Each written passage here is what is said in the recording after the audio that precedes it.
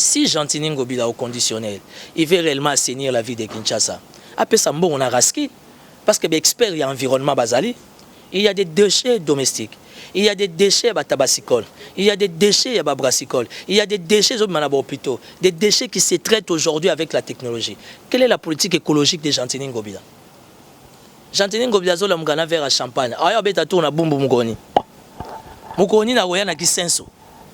Nero mbunga za muta kisenso son vice-gouverneur. Obi kisenso ntele zaraté. Kisenso son boule beti babalabala tout ya kisenso et dindaka. Où allons-nous? Oyo zo sous tatana banga molimo Godin Poy. Mikata sachet moko. Rien ne va à Kinshasa. Je me rappelle plus de quelle personne qui a initié la RATPK, Régie d'assainissement des travaux publics de Kinshasa. Oh, après Kimbuta a modifié comme un Raskin, Régie d'assainissement de Kinshasa. Oh, après ça, il y a moi. On a un camion, un tracteur et un matiti. Ah, moi, on a un whisky, un sac à bon. Ah, on fout à la balaba. Et ça, c'est secret, les cabons. Kinshasa, association à Tintin. Yebisanga Gentini Ngobila pesi ba bourgmestre $10,000 $10,000. Oui, ba bourgmestre mi balé si ba bali. Au moins c'est avant de we jeep malile. Avant de we $10,000 ye. Yebisanga o pesa bourgmestre bumbu $10,000. Ya on peut o pesa ka yangalema. Tala grandeur yangalema. Zoa grandeur à Massina. Zoa grandeur à Maluku. O pesa bango $10,000. Tu sais que pour ton information aujourd'hui on a deux premiers ministres. Sylvestre Lukamba il est là. Chibala comme il manque à faire au lagebeta tourne à Fikine. Attendez que quoi Fikine ça ta compétition à Bale Nord, il est pas zo Yambabatu au nom de la primature, c'est du méli-mélo comme disait le maréchal Mobutu. Godé pour y appeler ça Mike Mukeba une année à suspension. Dans le règlement il assemblée provinciale est-ce que ça une année à suspension à zora salaire à gros tchalo koloana qui pasteur ezad. So comme camarade Abed Achou à l'ende siko on a comment contrôler Kinshasa. Et aujourd'hui il y a un malaise à la présidence. Chef de l'État zo Yambale sous directeur à cabinet. Des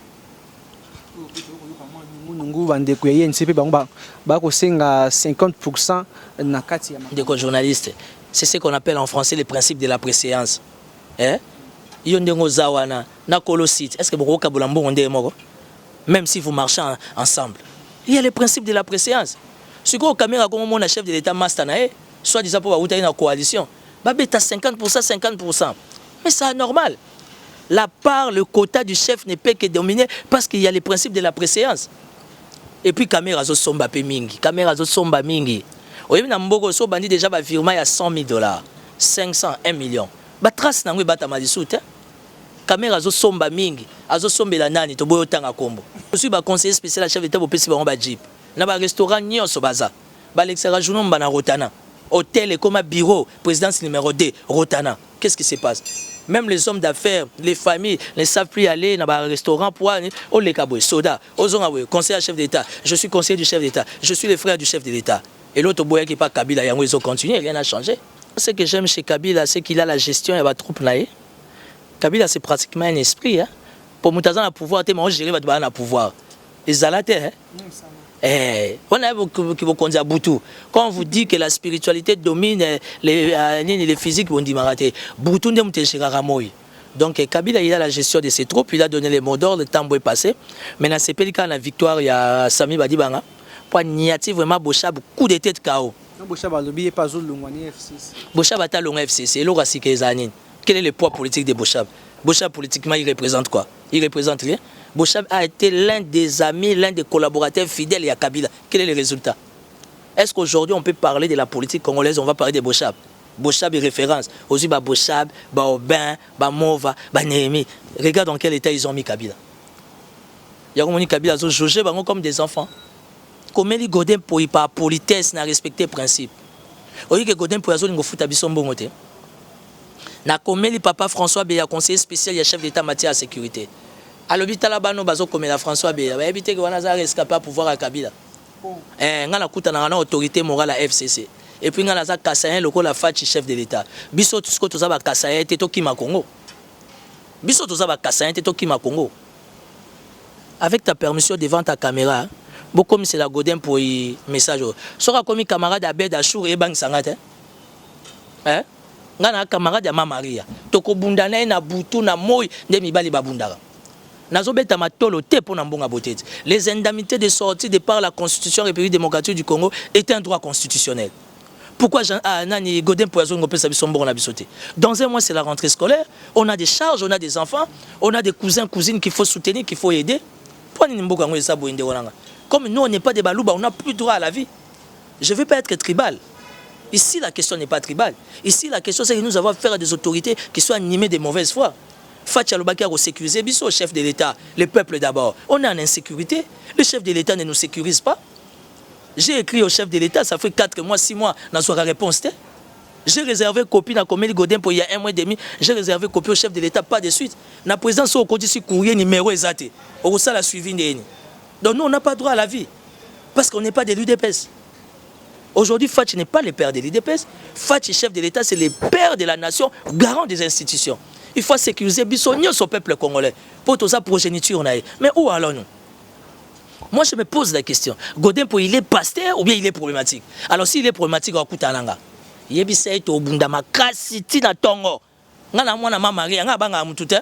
je respecte tout le monde. So, Godin, pour y avoir un Mike Mukiba Kosi. Et puis, Godin, j'ai dit devant la caméra. Bon, excusez-moi pour Nathan. Bisson balé morozo le état à l'icolo. Alors, pesa mbongo wana. Atana ki ndo ki arope sango. Boye bisaye.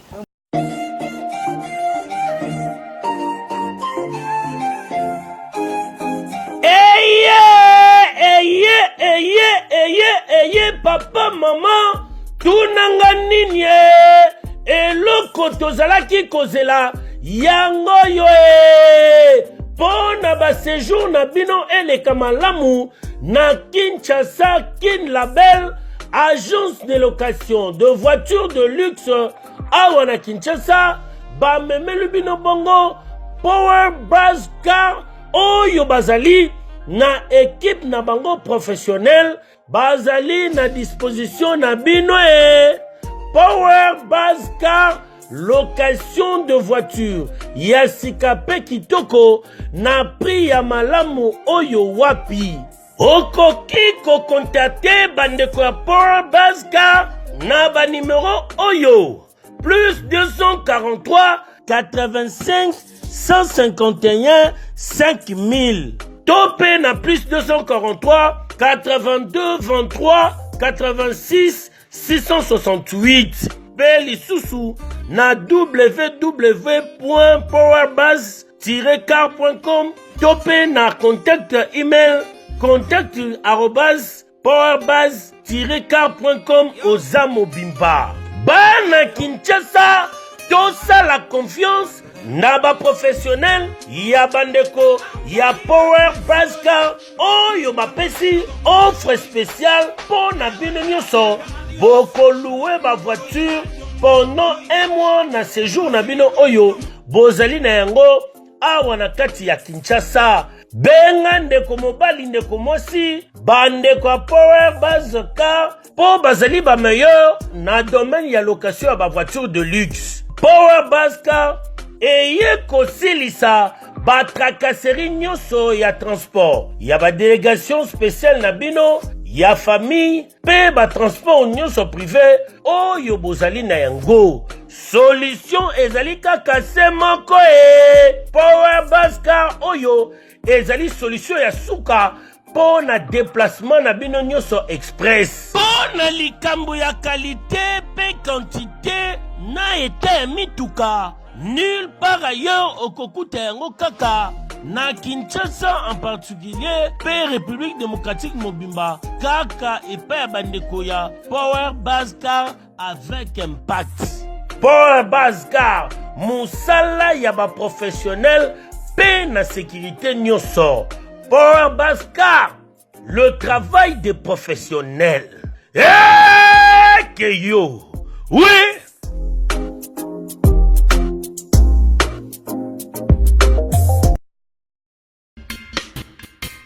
Vous souhaitez investir, vous souhaitez qu'on s'occupe de votre entreprise. BDDS, nous sommes un cabinet de conseil en gestion des affaires. Nous nous occupons de la gestion comptable, de la gestion financière, gestion des ressources humaines, de la trésorerie, mais également de tous vos investissements. Donc on s'occupe de tout. C'est-à-dire, on regarde la fiscalité, on regarde la comptabilité, on regarde la finance, on regarde la trésorerie, on fait vos démarches au niveau de la banque, on va chercher les subventions quand vous êtes une association, on gère à votre place. Appelez, prenez rendez-vous.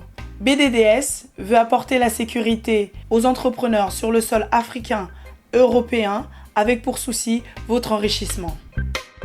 Que avoir une entreprise, ça va bien au-delà que d'avoir une rémunération, avoir de l'entrée de l'argent et de la sortie. C'est vraiment réellement de se constituer un patrimoine, quelque chose qu'on peut transmettre, même à ses enfants. Congo France France.com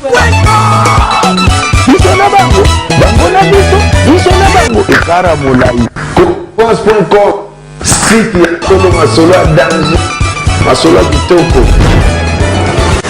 CongoFrance.com. mokolo malelo solo pato ya bibongo po ya bino omwana mboka Timothée Lenoir Efika azali bongo moko analyste politique ya ekolo Congo démocratique ya ntuma mwa pe ayebana ekasi na ye ndete kosola mwa moketali actualité ya mboka Congo tokozwa mwa moke solo esengi bosimba ete mokolo malelo solo penza premier ministre Sylvestre Ilunga ye solo abandi ba consultation elongo na ba lingomba ya cash ba lingomba ya FCC ba confesseur religieuse pe ekoko ba bope bongo na bongo omwana mboka basi ko bosimba mikolo eleki abo ya keneki bongo komona ministre Sylvestre Ilunga ezalaki se po ya koluka poste ndenge asengaki to te kasi ya lobaki ete yakendaki nde solo penza po ya kosula tant que ba économiste mibale po ya koluka se ntoma ma ekolo Congo démocratique tokozwa pe na matali bongo réussite ya Sénat bongo mazali kosala makuni ko simba to te pe tokosukisa bongo na matali bongo ville ya Kinshasa mwana mboka Timothée Mbote, merci beaucoup pour l'invitation là. Je suis très flatté. Je crois que c'est une première fois. C'est une première fois. J'ai beaucoup de respect et de considération pour les internautes, surtout les abonnés. La plupart peut-être vont me découvrir aujourd'hui. Donc je suis très flatté au nom du respect et de la considération. En fait, quand je viens vers vous, ce n'est pas au nom du populisme, ce n'est pas au nom du fanatisme, mais c'est parce qu'il faut sauver les meubles. Comme on a l'habitude de dire, il faut sauver les meubles, les payer dans les chaos total, les payer dans le besoin. Je ne suis pas spécial, mais je suis quand même excellent. Je sais voir les choses dans un œil un peu très avancé. Donc merci pour ton invitation et je suis très ravi. bato bakoka mama moke mwana mboka Timothée Lenoir banalise neza mwa eza kafu boye et puis alobaka banka bato te eza nana saka sima Timothée Lenoir. C'est Dieu. Chose impossible mais vrai, c'est Dieu. Je suis tout simplement fidèle à mon Dieu. Bato bakansanga naza na kisi. Nandenge na tika suki, nandenge charpe rouge ezanga raté. Donc mais tozo bunda bitumba ya vie, il faut savoir se sécuriser, il faut savoir se protéger. La classe politique, les gens sont animés de très mauvaise foi. Et puis toi, tu connais la particularité de la République démocratique du Congo. On a une richesse qui est spontanée. Les gens sont mauvais. Au moins, on a 20 ans, 30 ans, on Congolais. Il y a des Congolais qui ont évité ce qu'ils ont mais je n'ai pas peur aux gens. Je n'ai pas peur des gens plutôt, mais je respecte tout le monde. Je respecte tout le monde, mais je n'aime pas qu'on monte sur moi. Parce que la classe politique n'a pas animé de mauvaise foi. Et puis, raison pour laquelle, connaissant mes compétences, je préfère être un indépendant. J'accompagne qui je veux, je soutiens qui je veux, je condamne ce qu'il faut condamner, mais tout en restant dans le respect des principes. Parce que dans le cadre de jugement, dans le cadre d'analyse, il faut éviter toucher ma vie privée, ma personnalité, mais tant que bagarre, en tout cas, moi, je suis un lion qui montre les dents, c'est pour faire couler du sang et rater. Voilà. Oui, mon mboka Timothée Lenoir matondi mingi yoko ya nolabo elongo bani ilelo penza premier ministre Sylvestre Ilunga bandi bongo ba consultation nini penza to banza na kata ba consultation wana motu yebima na kati kuna ko nisamba na partage ya ba ministère oyo zo pesa mo mbuto na kati ya ikolo loisir. On n'a pas besoin de ça, papa. Rien ne marche. Tout est bloqué. Tu sais que pour ton information, aujourd'hui, on a des premiers ministres. Sylvestre Ilunga, il est là. Chibala, comme il manque à faire, au lac Ebeta tourne à Fikine. Attendez que quoi Fikine, c'est sa compétition à Bâle et Nord. Il n'y a pas au Yambabatu. Au nom de la primature, c'est du méli-mélo, comme disait le maréchal Mobutu. Sylvestre Ilunga reçoit liste. Quel est l'objet? Il y a la liste. Parce que nous aussi, les indépendants, on doit donner nos listes. La société civile, il faut s'occuper de sa liste. Le confession religieuse. Parce qu'il y a un détail que les gens oublient. Félix Tshisekedi est arrivé là, c'est parce qu'il y a eu un grand travail. Oui, ça, à niveau de la confession religieuse, au travers de l'Église catholique, l'accord de l'OIA, les accords de l'OIA, les accords de la Saint-Sylvestre, qui aujourd'hui, Kabila s'est retrouvé politiquement devant des contraintes. Azayan a choisi, il fallait céder. Alors à céder, Dieu aidant, Dieu voulant, si on veut le dire ainsi, Félix Tshisekedi est chef de l'État.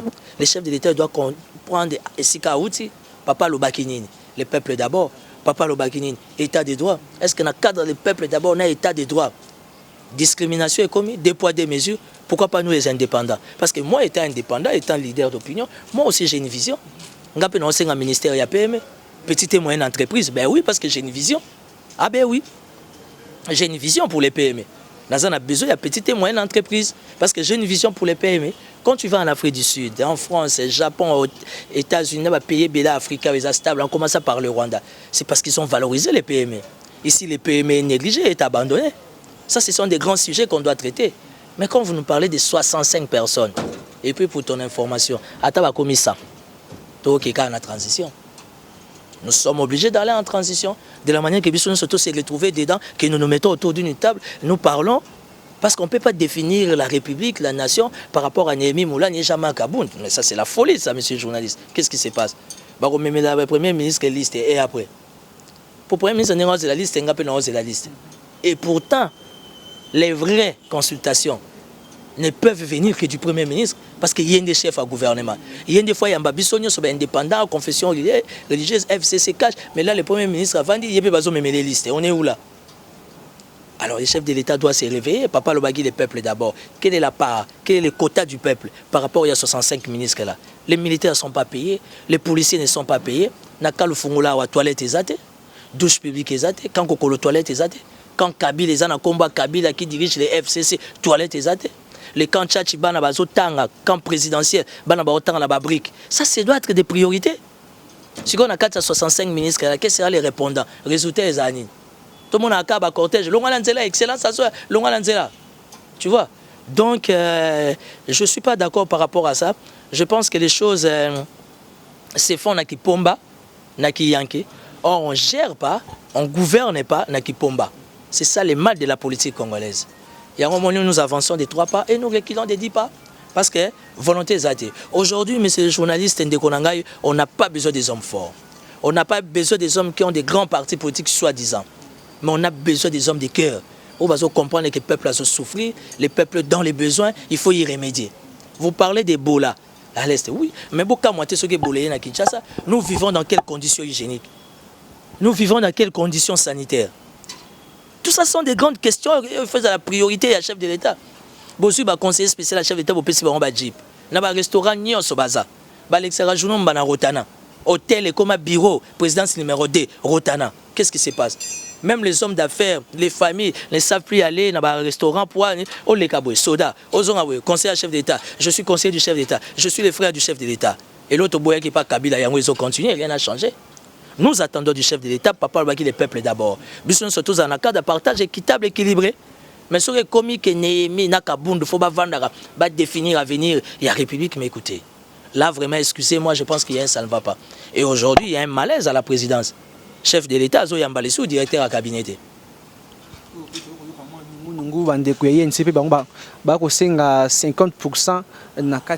journalistes. C'est ce qu'on appelle en français le principe de la préséance. Est-ce que vous même si vous marchez ensemble, il y a le principe de la préséance. Si vous avez un chef de l'État Mastanae, soit disant pour vous une coalition, vous avez 50%, 50%. Mais c'est normal.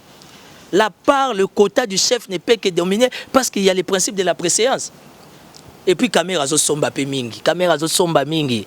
Oye na mboko so bandi déjà ba virement ya $100,000, 500, 1 million. Ba trace na ngwe bata malisute. Caméra zo somba mingi, azo sombela nani to boyo tanga kombo. Azo sombela nani. Et le chef de l'État a eu des preuves par rapport à un virement bancaire. Là. La semaine passée, dans un canal presse, dans Canal Kin, j'étais avec un ami journaliste à CNews, a mis $15 millions et bon la présidence. Aussi longtemps, les policiers, ils ont ration, les policiers, ils ont dotation, les policiers sont mundu qui est moko. Les policiers sont botine qui est moko pour sécuriser la République. Chose grave. Impossible d'ailleurs. Parce que même ici en face, na Congo Brazzaville, les athées. Comment quand on a pouvoir, les lots, 4 mois, 6 mois, ils sont déjà des milliardaires. À venir les athées pour le Congo. Quand le Congo sur le moto, il faut directement se changer aussitôt. Tu sais que Denis Sassou Nguesso a des problèmes au niveau de l'étranger. Au niveau de l'espace à l'Union européenne. Les mêmes problèmes que Denis Sassou Nguesso a, Ali Bongo Azanango, le fils Obiang Gema Azanango. Oui, que Sassou, ça fait 6 mois, 8 mois, Bakanga Biloko en France. Pourquoi les Africains s'enrichissent toujours en désordre? Aussi, d'autres autres peuple non à s'appauvrir. Ça n'a pas de sens. Avec tout ce qu'on a comme richesse, nous voulons des hommes d'État animés de bonne volonté. Tokanisa Giloga Félix Aye, Papa Lobagi, les peuples d'abord, on ne voit rien. Ba salaire à bateau foutamate, ba prime à bateau pesate, tant bozo liambon ya soda, bozo liambon infirmier, bozo beli. So beli, au coup, fait pas qu'on y a tout ton à cause de ton ambois, n'y a yo mutokei. Ah, mais ça, c'est la mauvaise foi. Donc, ça veut dire que ça fait mal.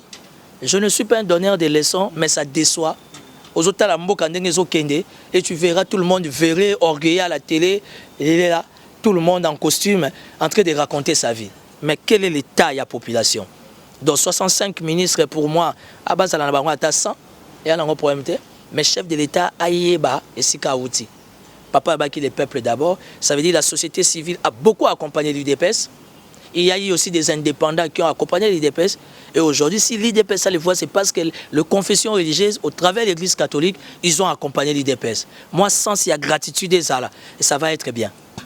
Maton Dimingi, il y a beaucoup de gens qui ont Timothée les Noirs efficaces, à mon analyste politique et le Congo démocratique, qui ont le Bakapinza, Bongo, Solo Boy, Lungobani, Kasi, a peut être dans ma cambo, la consultation, a peut être comme on a découvert déjà, a Kinde Penia, premier ministre, et Kassori Batuni à lobby était non, on a un qui est le économiste, c'est sûr que l'économiste,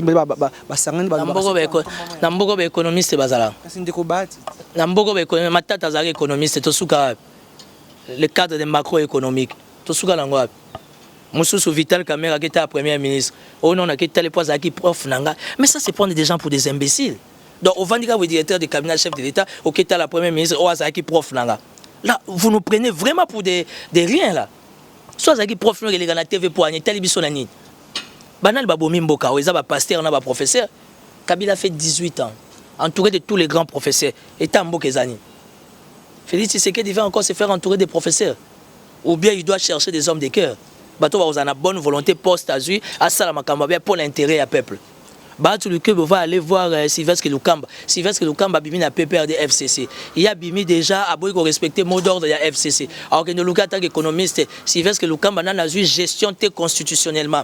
Il n'a pas la gestion de l'économie du pays. Vous allez parler de quoi en termes économiques? Il ne faut pas nous prendre pour des idiots. Et c'est ce qui est malheureux au Congo. Vraiment, on a vraiment des politiciens, des théâtre de chez nous. Je préfère encore Gourou et Boeri. Parce que ce qui se passe au Congo, ça ne va pas. Ah ben oui. Donc, je suis désolé. Nous avons perdre de temps. Le peuple a besoin de toi. Tu as Nzala, tu as transport, embouteillage, il y a aussi la tête. Courant est raté, maïs est raté, la rentrée dans un mois, tu es besca ko bandaté, la consultation, c'est vraiment nous faire dormir debout. On n'en a pas besoin. Voilà, si on doit faire la consultation, bah consulter Bissopé, bah indépendant. Bah consulter bah confession religieuse. Nous voulons voir au sein du gouvernement bah franc-maçon bazala. Bah Tamaïkari baza, bah Rosichristien baza, bah catholique baza, na bah Tintin bah pasteur peu bazala. Parce que c'est ça la coalition. Coalition cause à des individus. Coalition faisait la bisogna dans un esprit collégial avec un seul objectif, c'est d'accompagner la reste publique. Mais il faut 2-3 personnes pour définir la République démocratique du Congo. Dans sa population, il y a 80 à 100 000 personnes. Mais écoutez, messieurs, ça ne va pas, non? Ok, Maton Dimingi, moi, je suis Timothée les Noirs. Tous les mois, moqué. Ma épine de faire le bac in meeting na pas battre. Au début, les camarades kafu kafa pas battre. De faire le père le bac le lobby. Les lots passe. Ça les mingi en Zambie. Commis kotambo na kati ya corruption le kuta. Non,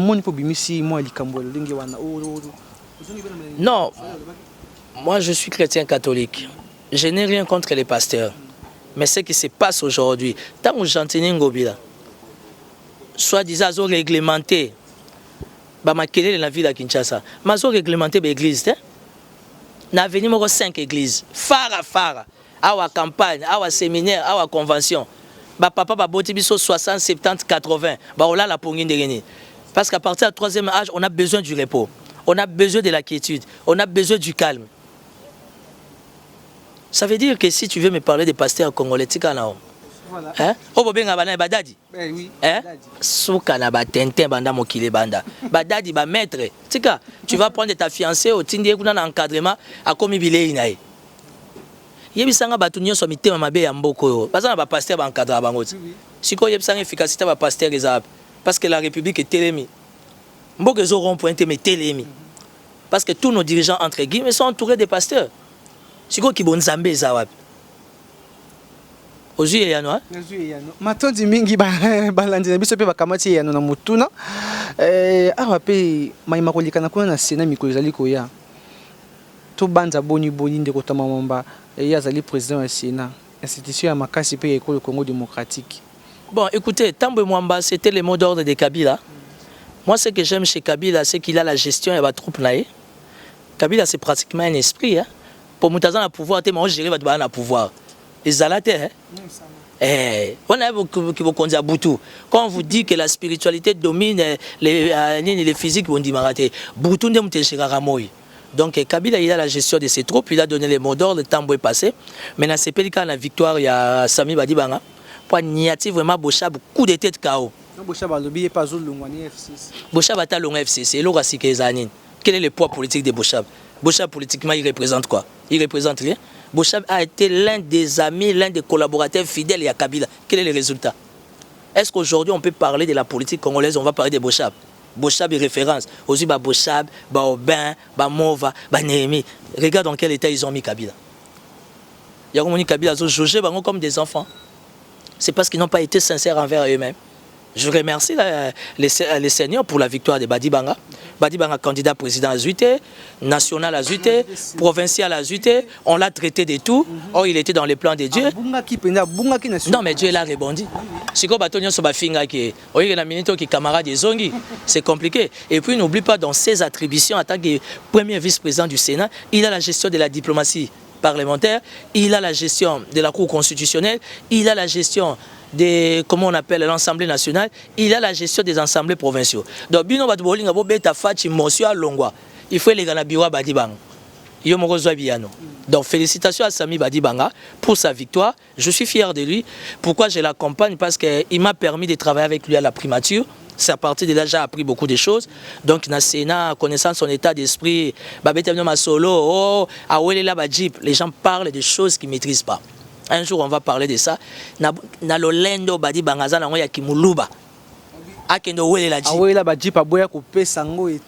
quoi, n'importe quoi. Soko Kesika vanda na sous-sol.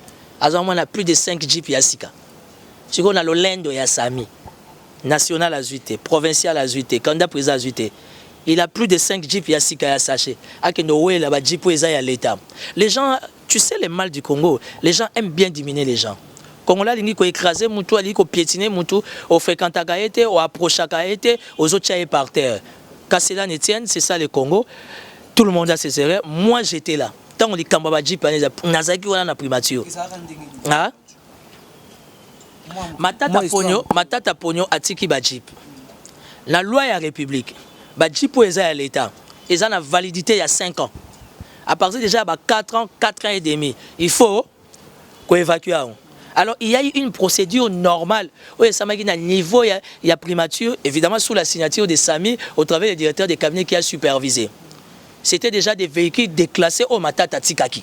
Parce que Matata avait déjà fait 4 ans et demi. Dans Sami Nenga Sagelo qui est déjà 5 ans. Il fallait qu'on déclasse Yango. Alors qu'on déclasse Yango, et les gars automatiquement à vente. Évidemment à bas prix. Mais ça peut servir, n'a pas besoin de moussous. Oyo bazala qui informé de la situation, et ça principe, on n'informe pas tout le monde au cabinet, mais la grande majorité de cabinet bazala qui est informé. Moi aussi j'étais informé.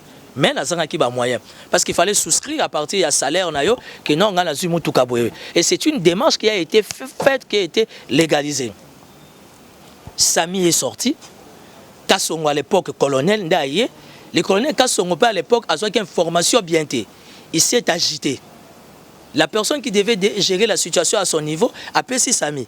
Colonel d'excellence à Sami te pour pas à Mutaba Chocho comme un vrai Kinois. Il a dû rentrer. Il a dit dire ce qu'il pouvait dire à chose au colonel Azaki à l'époque chef à brigade il y a la garde rapprochée.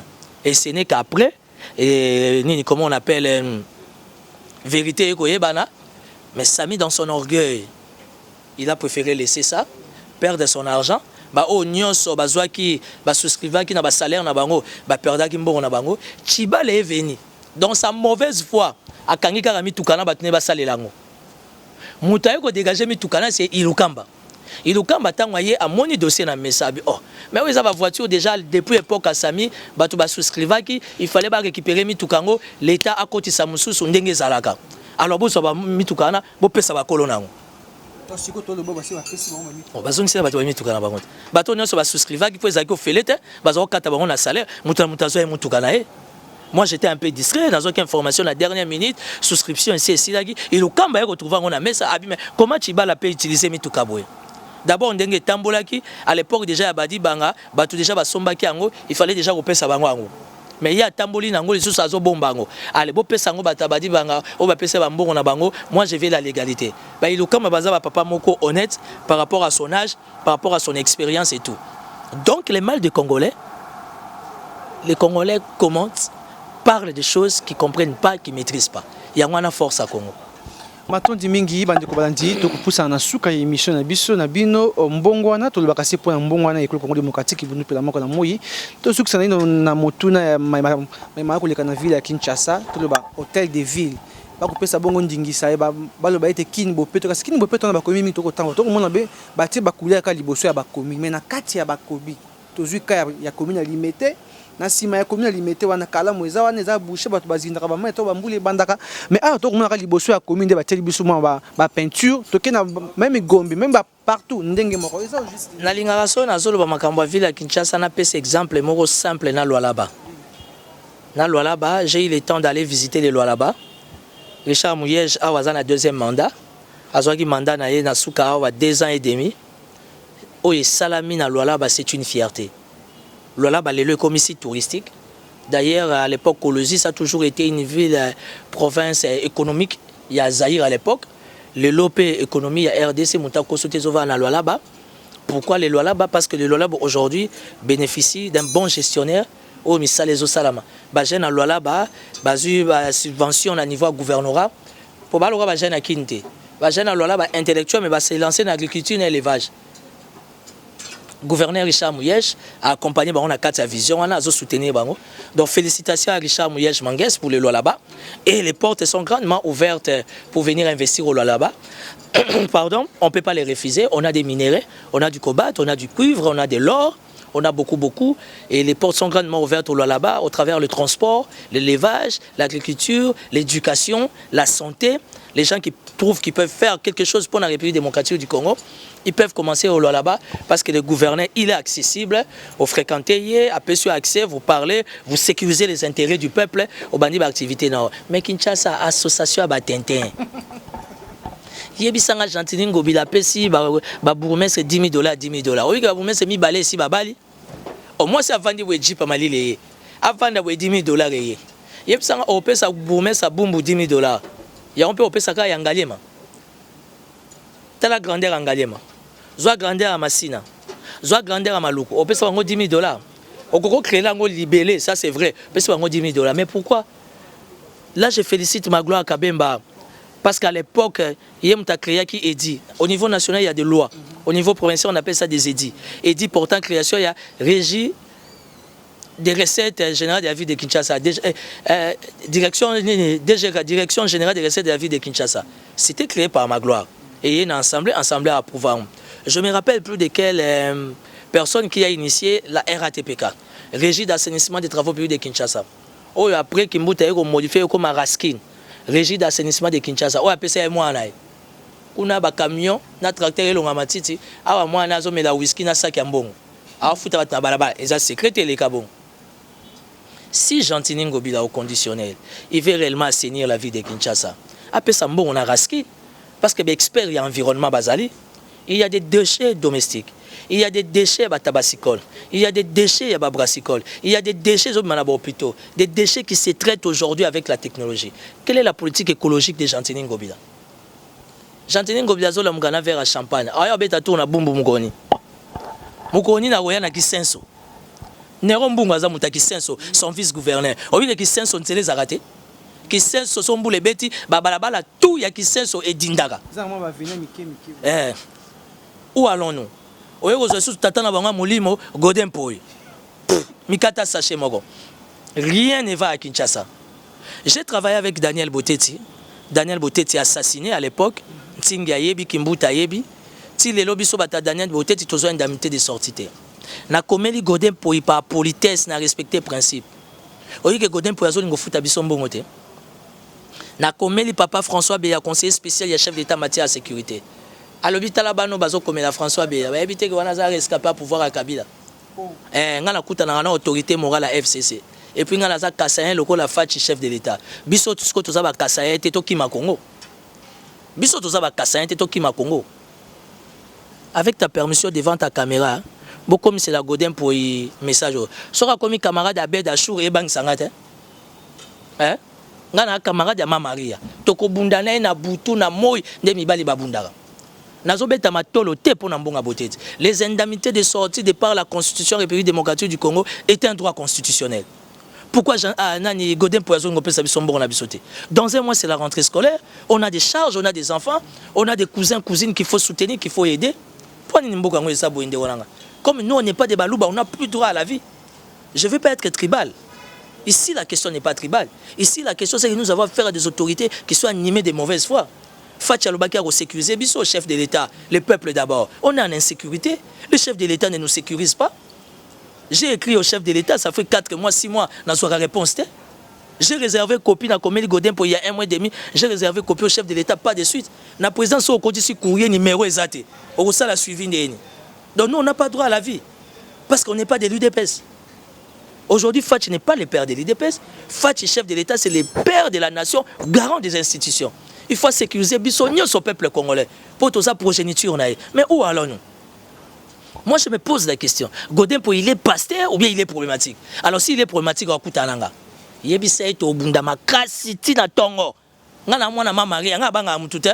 je respecte tout le monde. So Godin, pour y avoir un Mike Mukiba Kosi. Ngato banani ko bunda na butu après to bunda na moyi et puis ngana Godin pour j'ai dit devant caméra bo excusez-moi pour Nathan biso mbale moko zo le état likolo a pesa mbongo wana atana kindoki a kopesa ngo boye bisaye mosali na nzambe tenga mosali ya satana yepe mwana nzambe mosali na nzambe biso nyoso nzamba kata likambo. Si réellement tu es un pasteur, un bon berger, aux autres perdre ba troupeau pour nani ba rankine belebwe Godin pour y appeler ça Mike Mukeba une année à suspension na règlement et assemblée provinciale est-ce que ça une année en suspension, à Zora salaire, à Grocha le Coloanate, qui pasteur les arts.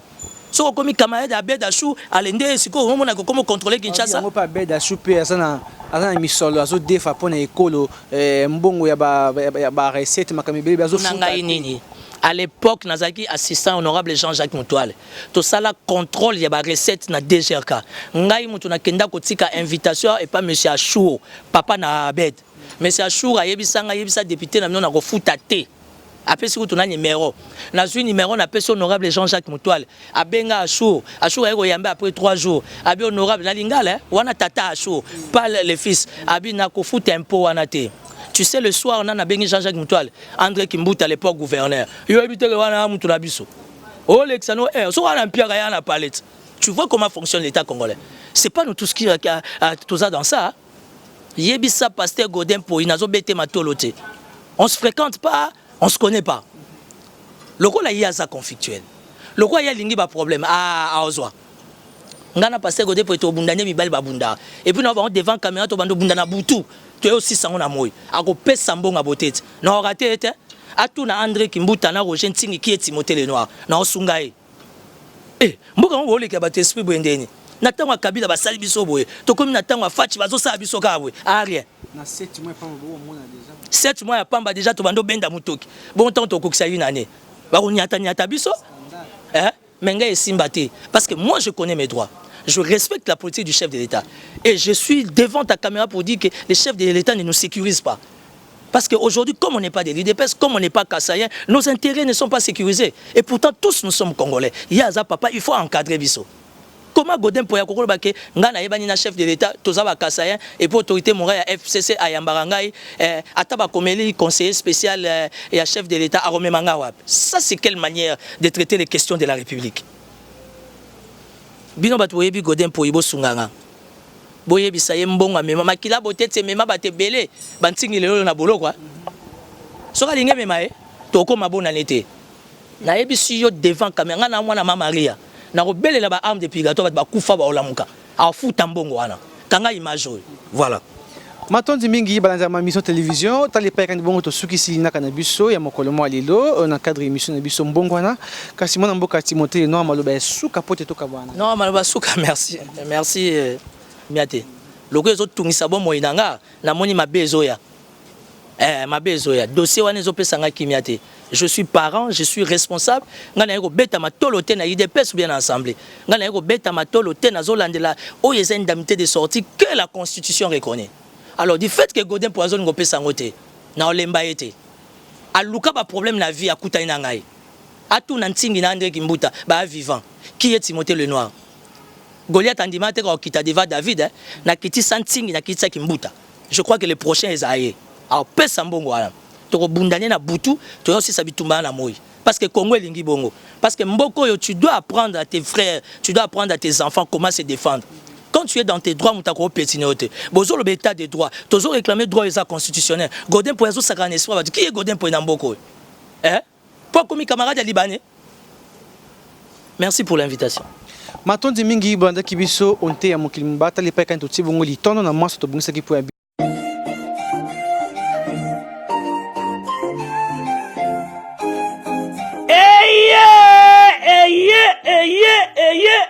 papa maman tunanga nini eloko tozalaki kozela yango yo pona ba séjour na bino eleka malamu na Kinshasa Kin Label agence de location de voitures de luxe awa na Kinshasa ba memelu bino bongo Power Brass Car oyo bazali na équipe na bango professionnel bazali na disposition na bino Power Brass Car location de voiture ya sikape kitoko na prix ya malamu oyo wapi okoki ko contacter bandeko ya Power Brass Car na ba numéro oyo plus 243 85 151 5000 topé na plus 243 82 23 86 668 Beli Soussou na www.powerbase-car.com topé na contact email contact@powerbase-car.com Ozamo Bimba Bana Kinshasa tosa la confiance Naba professionnel ya bandeko ya Power Brass Car oyo bapesi offre spéciale pour na bino nyonso boko louer ba voiture pendant un mois na séjour na bino oyo bozali na yango awa na kati ya Kinshasa benga ndeko mobali ndeko mosi bandeko ya Power Brass Car po bazali ba meilleur na domaine ya location ya ba voiture de luxe Power Brass Car eye kosilisa ba tracasserie nyonso ya transport ya ba délégation spéciale na bino ya famille pe ba transport nyonso privé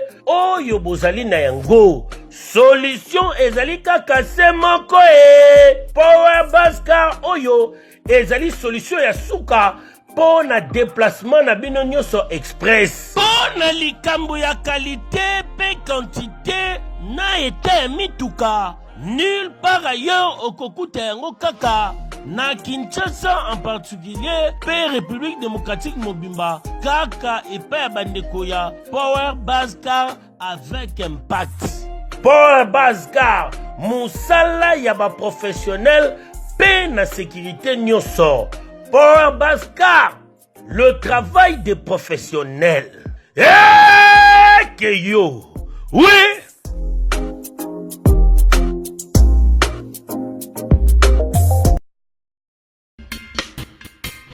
Vous souhaitez investir, vous souhaitez qu'on s'occupe de votre entreprise. BDDS, nous sommes un cabinet de conseil en gestion des affaires. Nous nous occupons de la gestion comptable, de la gestion financière, gestion des ressources humaines, de la trésorerie, mais également de tous vos investissements. Donc on s'occupe de tout. C'est-à-dire, on regarde la fiscalité, on regarde la comptabilité, on regarde la finance, on regarde la trésorerie, on fait vos démarches au niveau de la banque, on va chercher les subventions quand vous êtes une association, on gère à votre place. Appelez, prenez rendez-vous. BDDS veut apporter la sécurité aux entrepreneurs sur le sol africain, européen, avec pour souci votre enrichissement. Que avoir une entreprise, ça va bien au-delà que d'avoir une rémunération, avoir de l'entrée de l'argent et de la sortie. C'est vraiment réellement de se constituer un patrimoine, quelque chose qu'on peut transmettre, même à ses enfants. Congo France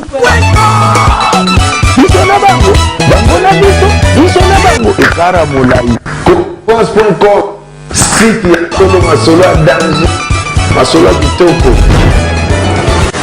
CongoFrance.com